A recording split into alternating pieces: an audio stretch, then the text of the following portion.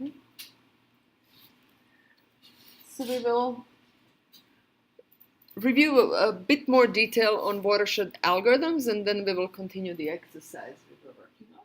So watershed algorithm is in many aspects similar to morphological operations, such as erosion and dilation. It's actually kind of succession of those in a way. And we have also referred to those as grass fire algorithms, medial axis thinning, and so forth. And we use watersheds, they're commonly used in both pore partitioning or pore network assembly and grain network assembly. So you can apply it really to any digital object. It doesn't really matter. And in porous media, we look at them both to create pore networks and grain networks. So the essential ingredients are having a Euclidean distance transform, and we have that program in image J. Then the watershed transform, and then there will be actually some partitioning based on that transform and some merging. So basically there is noise issues, just like in any good image analysis algorithm. There are some noise issues. So one might need to play with the parameters and so forth to do the merging.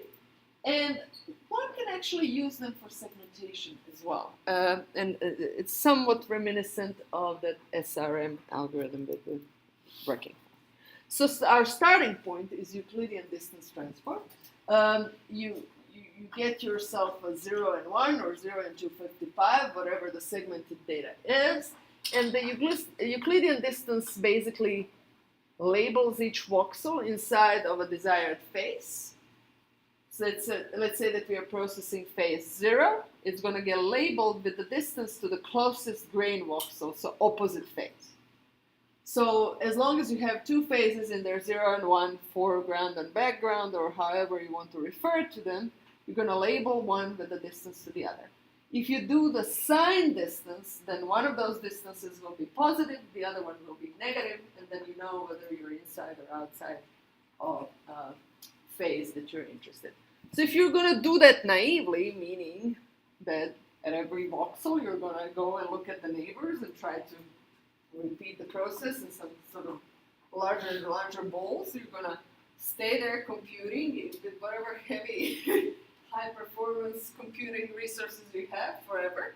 But there's actually a way to simply make 3 passes through a 3-dimensional image and get that really quickly. We never noticed that there is an issue getting a fast Euclidean distance transform. So there is an algorithm that can actually figure out things quickly.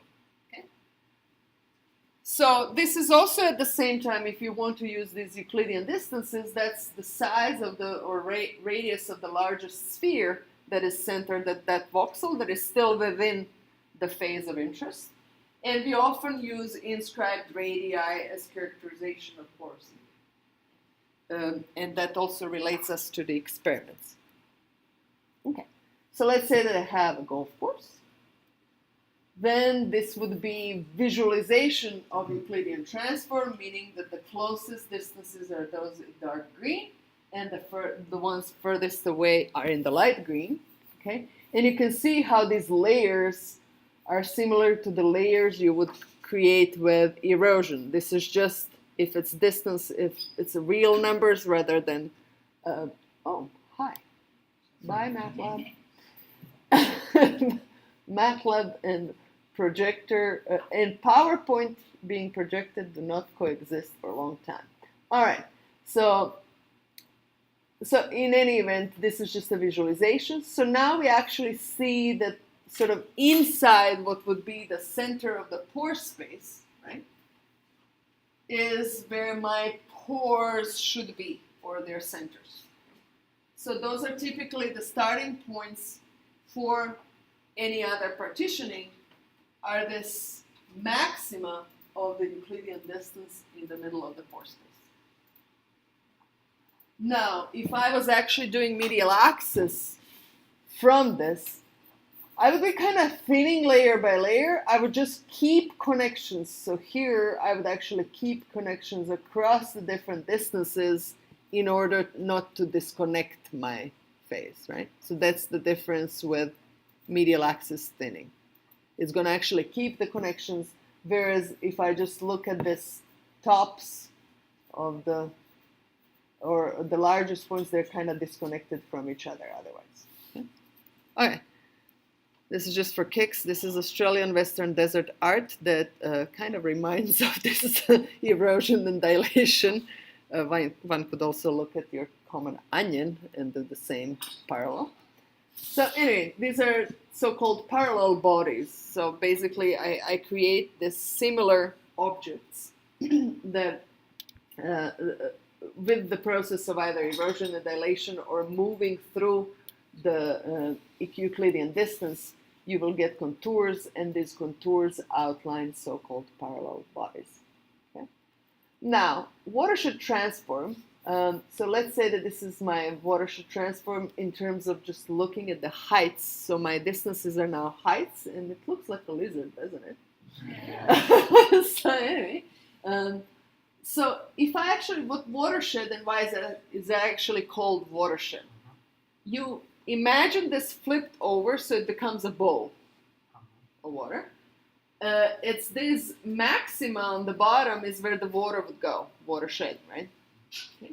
So basically, the watershed transform will split this object into watershed basins, where the water would go. And basically, each local low point, the lowest point, you will start filling up with water. And when it starts merging, that's where you say, well, this is the borderline between two watershed basins. That's why it's called watershed. Okay. So basically, you flip it over, you imagine it's a bowl, and you will start from this local, now minima, it used to be local maxima of the Euclidean distance, now minima of the local distance, of the Euclidean distance. Basically, you start kind of like rising the water level, okay? And when the two water levels merge, that's where you strike a boundary between the two regions. And that's how you partition your pore space. And it's actually everything in this algorithm really depends on what are your starting points, where are those minima. And you can now go and play with that to the end of, for days, actually. When you get too noisy of a result, you can then play with your starting points and say, well, they should be this much apart, they should do this, they should do that, I should merge them this way, I should merge them that way. Okay? So you can come up with criteria of merging. Because, here's an example, we know why we want to partition, we want to get a pore-throat network. So basically this would be just a reminder that skeleton would actually run through these points. It's just that I would actually keep sort of connections across these different parallel bodies. I wouldn't disconnect them. So these are the watershed boundaries in that same golf course. It's not in this particular case, it's actually not a bad job. This would be 1 pore, second pore, third pore, fourth pore, and so forth. Okay. So this is Benheimer sandstone. This is what segmentation would do. It would basically find different types of pore spaces. Now, for all intents and purposes, we're going to label all of this as grain. This is some microporosity here, right? And we're just going to all label it as grains. And then this is the Euclidean distance of this grain space. And let's say that I'm trying to identify individual grains. Okay? So you can see this local maxima, but this is a local maximum as well, right? Along this. So then basically the result would be this. Okay? Now obviously I don't want to split this grain into whatever it is that it got split, or split this grain. So if you just go blindly, you will get a result like this with some merging. So here I would actually, I'm going to say this is okay. This is microporous grain, so this is what I'm actually getting. So because I have all of these pore spaces in between, right, inside what used to be a former grain, but is now something partially dissolved. This is actually okay breakup, but for some of these larger grains, I don't want them broken up like that. So then some region merging has to be done. You could try to figure out quality to the region-region interface in something like this. Okay. If it's kind of inside of a larger region, well, maybe you declare that it's fake. Okay. This boundary or this boundary, it's kind of hanging as just like a piece in the middle of nowhere. Whereas this boundary is more realistic and it goes from pore space to pore space, right? It ends are in the pore space, whereas this one here is fully immersed inside of a grain. So I might say, well, this is not the real one, so I'm going to remove it. So there are various ways you can come up with. This would be after merging the regions. So this is not terrible. Okay. This one's still split, but hey, maybe that's somewhat realistic. Who knows what that crevice is there from. This is still not the best, but again. So all of these grain identification algorithms, they're going to struggle a little, and it's an imperfect result. For modeling purposes, it still might be okay. It's correlated, if not super representative of the medium that you have.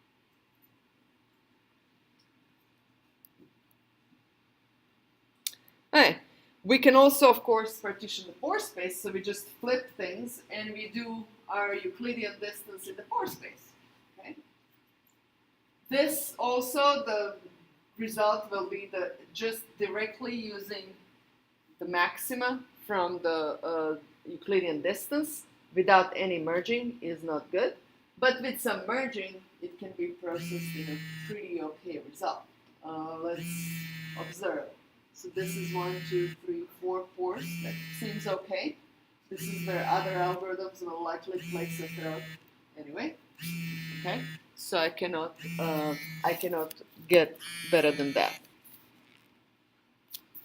Okay.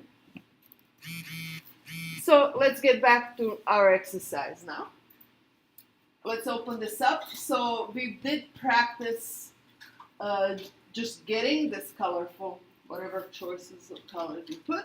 But the base idea is in glass or anything beads, this algorithm should work really well, especially if beads are pretty regular. And there was no imaging problems. So basically I'm going to get this neck here splitting these in two. And then they will be labeled. So there's multiple options.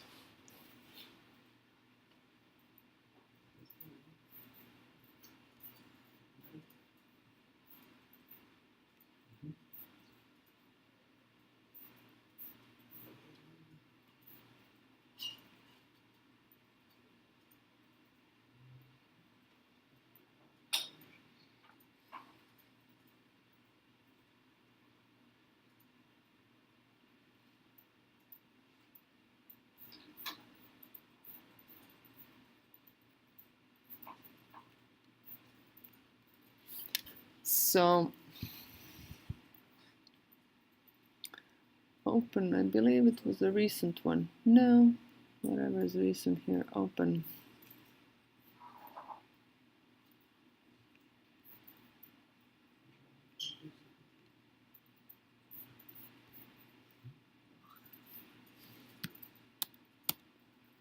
So one point I was trying to make with the regular watershed, in the binary sub menu, there is options here. And here you can actually control or flip rather by clicking here or unclicking which phase is going to be processed. So if black is considered to be a background, then I believe it should work on the white space or 255. Otherwise, if I click this, or rather if I click that, let's see now. So this is now working. If black is not a background, white is background, and black is foreground. Let's see, this is my 0. Let's see what will my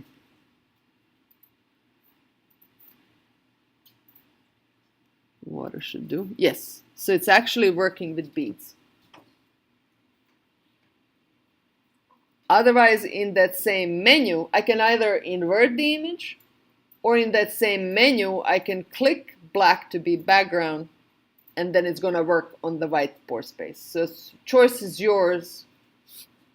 What phase is this entire actual menu of binary erosion, dilation, everything, then will actually work with either black space or white space, depending on what you want. Okay, so this has now separated the beads, and I can now either do, there's multiple options. There's particle analyzer somewhere. Analyze particles. It's actually a good question whether this is going to work on the black. Let's try. Try and see.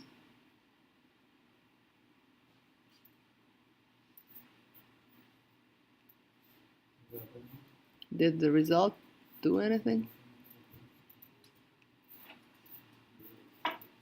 Huh. Let's invert. Let's try to analyze particles now. Oh, show nothing. Interesting.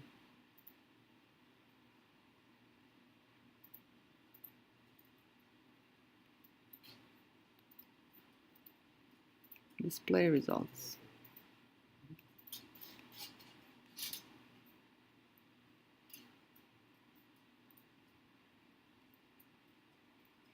Okay. So this is working. Okay, so I can see edges.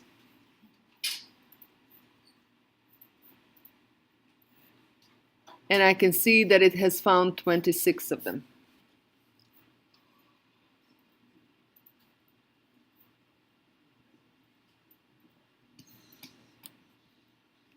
And you can play with what it is that you want shown.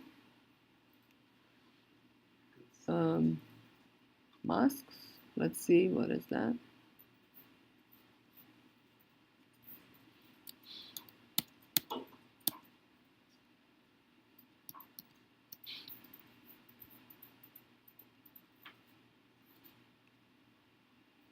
There's also simply,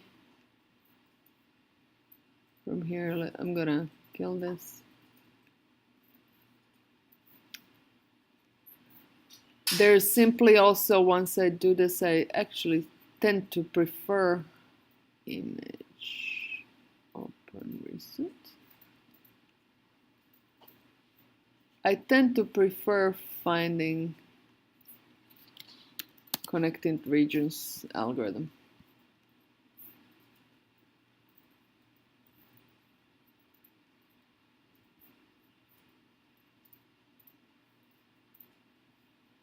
And this is actually now going to, no, cancel. I gotta invert the image.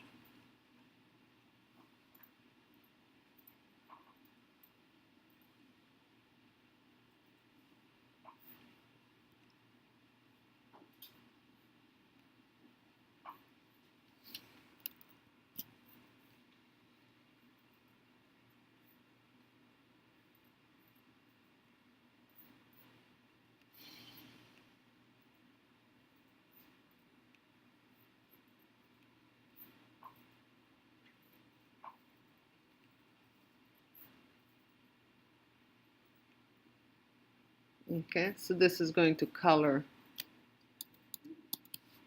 So find connected regions is my favorite. Now BoneJ, if I attempt this, it's gonna probably cry. But BoneJ plugin, oh, I didn't install. So BoneJ plugin also has particle analyzer. And it's pretty cool in terms of the measurements it can do. It's just that it doesn't work on this iteration of my laptop.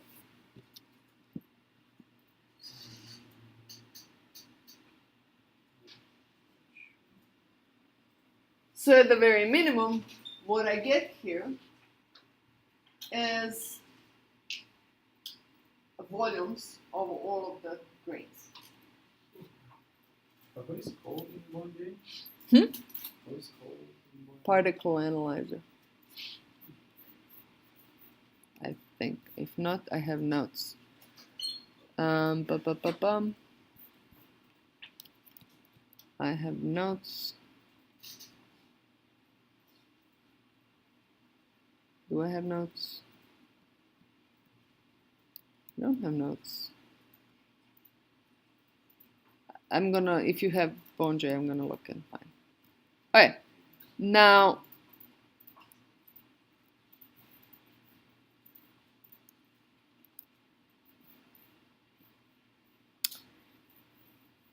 you could also have setup particle analyzers set up and show all kinds of results. So this is not bad either. I cannot complain. So you will typically get volume, ID, number of pixels, centroid. So basically, what is the centroid of each particle, which can be really useful for modeling.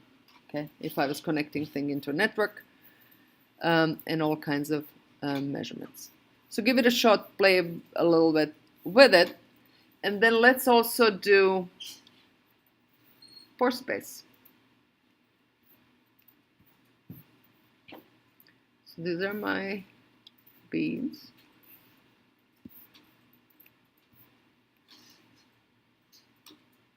I'm going to open image again.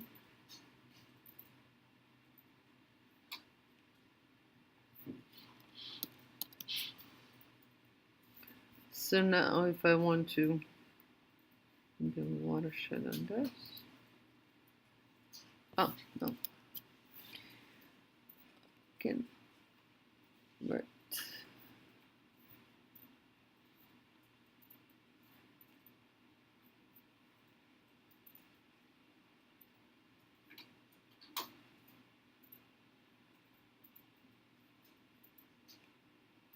Okay. So now I have split my pore space into individual cells.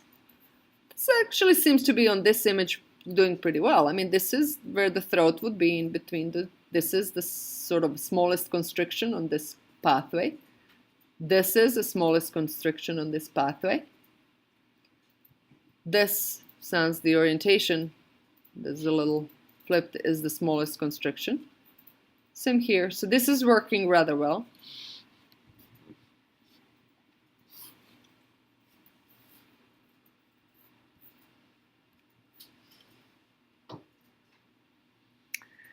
And we will then do, I'm going to invert this.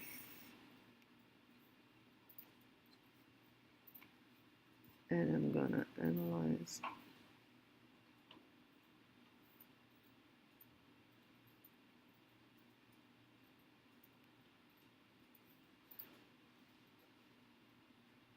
Okay, so this would be my pore space. And if nothing is pretty.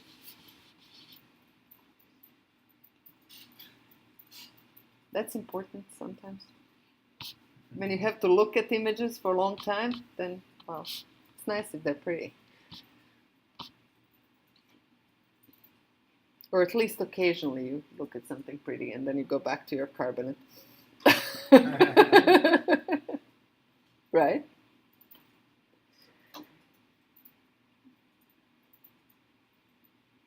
Now, how would I quantify throats?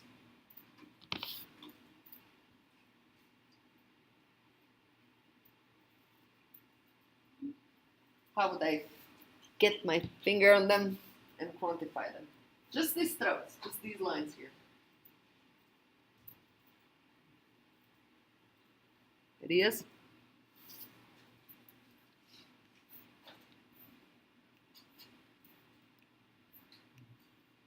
Watch now.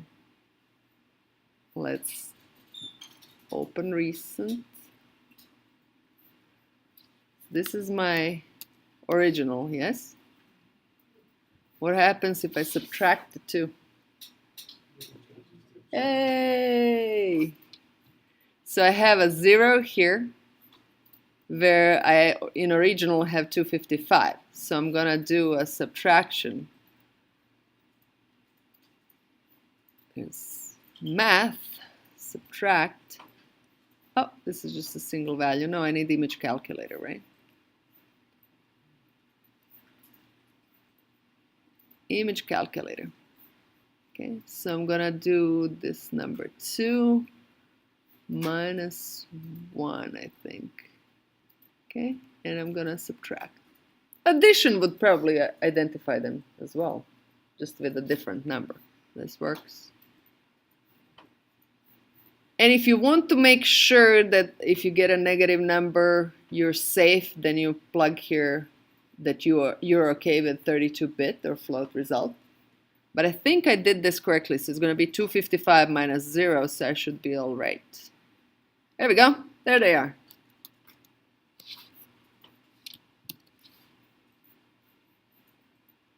So now these I can do also find connected regions, and that I will get the number of pixels in each or whatever other measurements, just treating it as a particle. Right? I can look at the diameters and whatnot. Cool? Am I the only one excited? She. And she. Now, for your homework, you're going to get a choice. You're going to get a choice of repeating a similar exercise for a sandstone in 2D, just a sandstone image, and or 3D.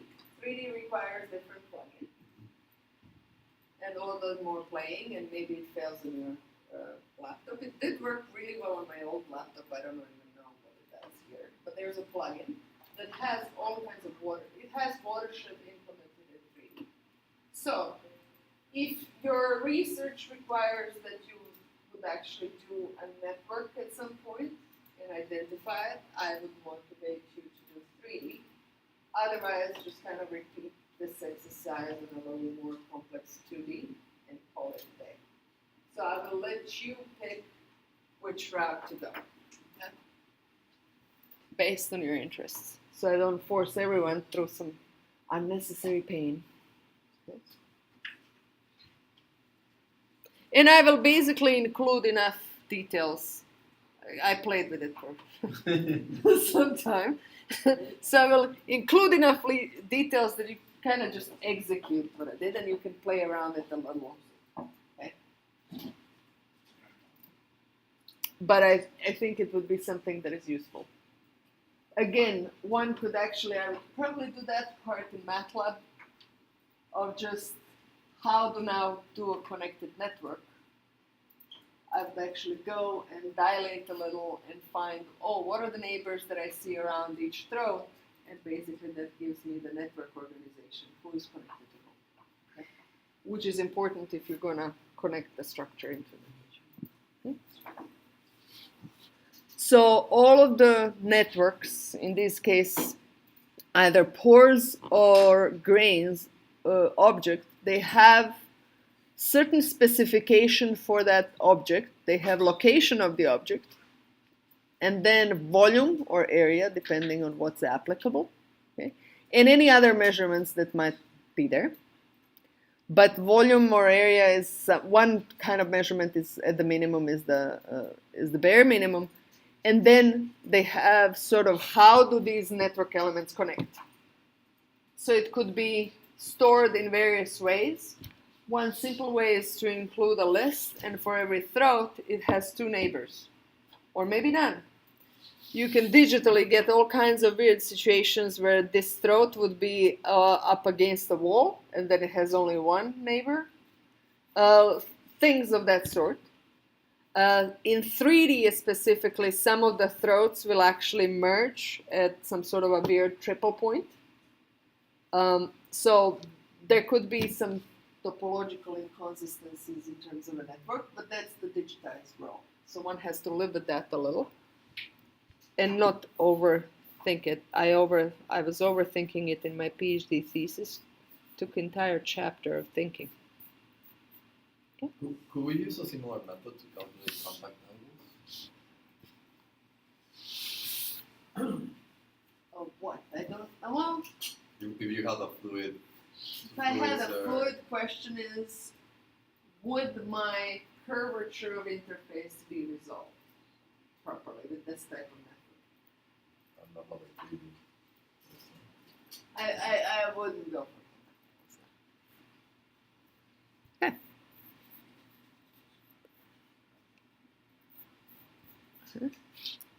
So these are our measurements. Again, so I can do the difference between the two and get the throats with image calculator and have fun.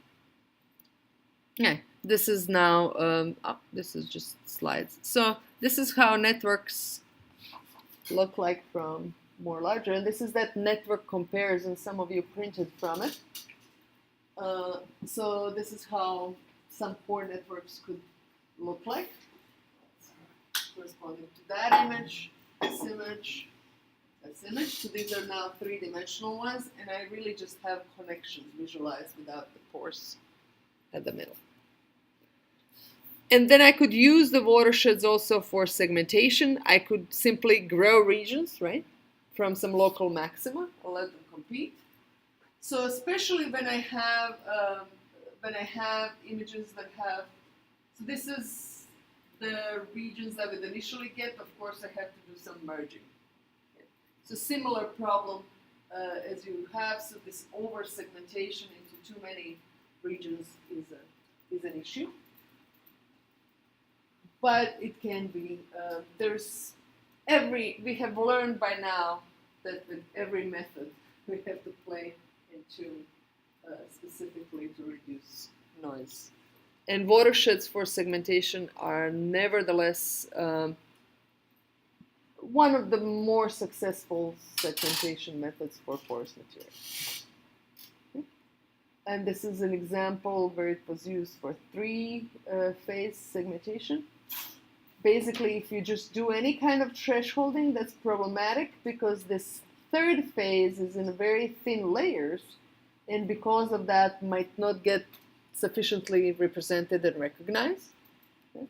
So because of that, this kind of noisy method will actually pick up the details, and you just have to be careful to preserve them.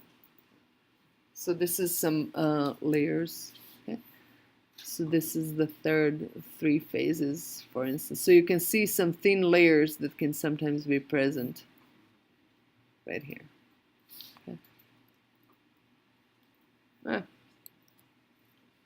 Okay. So that is it for watershed, and right on time.